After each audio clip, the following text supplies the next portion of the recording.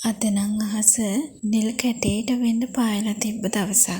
අද විතරක් නෙවෙයි මේ දවස් කීපය පුරාවටම මේ පැත්තට පොළොව පුපුරන්න පායනවා. අවුව වැටලා තියෙනකොට නම් මුළු වත්තම එලි පාටයි. බලන්නකෝ අහසේ තියෙන පින් පාට. අහස පින් පාට වුණාට මොකද මගේ තේ කෑල්ලට නම් දැන් කනකොකා හඬලයි තියෙන්නේ. පේනවනේ අවුවේ තියෙන සැර වැඩිකමටම තේ කෑල්ලේ තේ ගස් දෙක තුන දැන් කර වෙන්න පටන් අරගෙනයි තියෙන්නේ. ඒ හින්දා ඉතින් අත ළඟම වෙහි රැල්ලක් ආවේ නැතොත් නම් මුළු තේ කෑල්ලම ඉවරයි. අවුව එන්නම සැර වෙද්දී මට තමයි ඉතින් වැඩ වැඩි වෙන්නේ. මගේ සුපුරුදු වැඩ රාජකාරී ටික හැරුණම පුංචි සන්දියේ ඉන්න මේ පුංචි තේ පැලවලට උදේ හවා වතුර දාන රාජකාරියත් පැවරුනේ මට. අද ඉතින් මගේ මේ ගේ කොනක තියෙන පුංචි තේ කෑල්ලේ පුංචි වෙනසක් වුණා. එන්නේ විස්තරේ මම පෙන්නන්නම්කෝ ඔයාලට.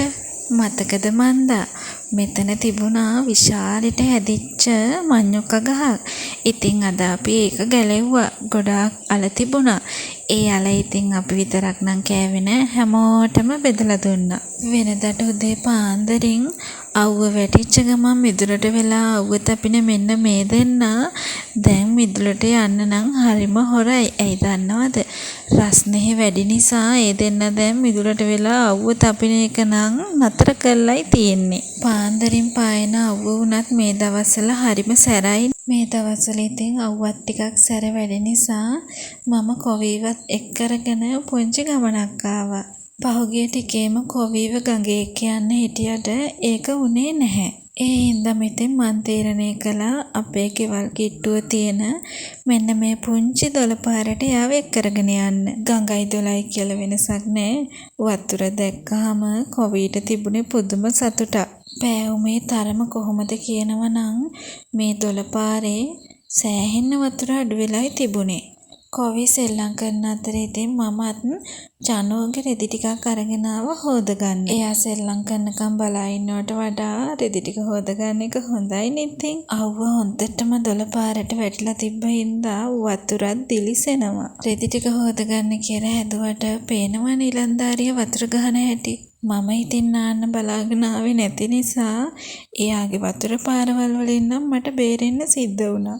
බලන්නකෝ ඉතින් සෙරෙප්පු දෙක පා කරලා අරිනවා වතුරේ. ඒ දිහා බලන් ඉන්නකොට ඉතින් මට මගේ අතීතේ මතක් නොවුණා නෙවෙයි. අපි පුංචි සන්දියෙත් මේ දොළපාරේ කොච්චරනම් සෙල්ලම් කරලා තියෙනවද?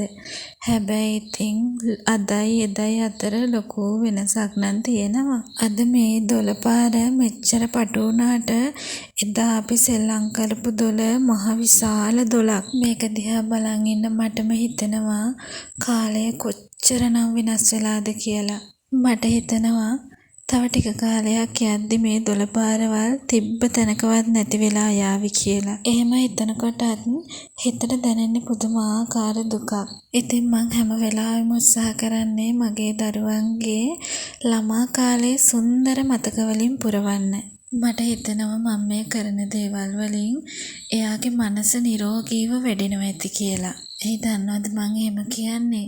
ළමයිගේ ළමා කාලය සුන්දර මතක වලින් පුරවද්දී එයාලත් දන්නේම නැතුව සුන්දර මිනිස්සු වෙනවා කියලා මං දන්නවා. උගත්කම කියන එක පොතපතින් ගත්තට මනුස්සකම එන්න ඕන හදවතින්මනේ.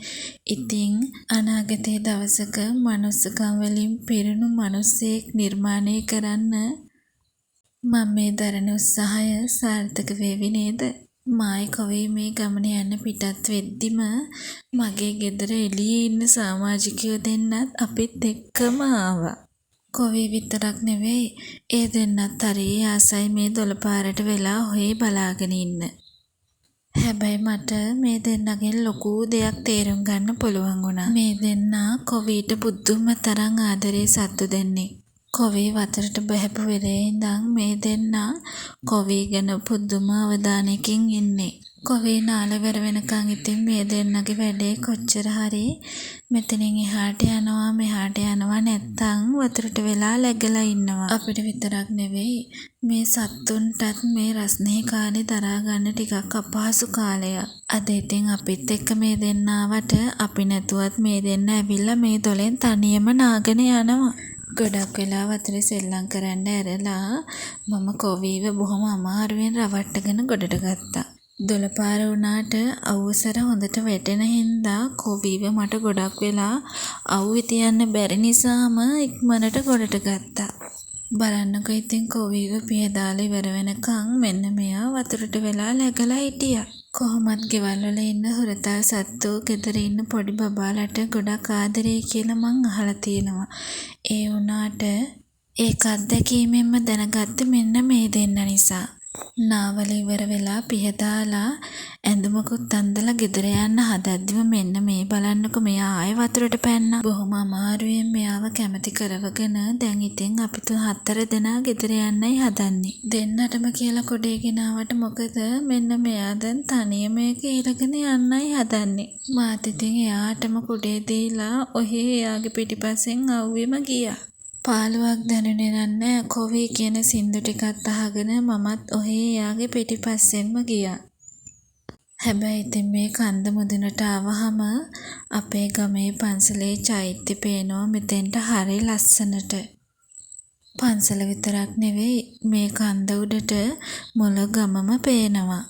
4 දෙනාත් එක්කම නාකියාගෙන ගම වටේ සිරි නරඹලයි අපි ආපහු ගෙදර එන්න පිටත් උනේ. ඉතින් ওই විදිහට තමයි අද දවසින් භාගයක්ම ගෙවිලා ඉවර වුනේ. ගොඩක් ස්තුතියි මාව අහන් හිටියට.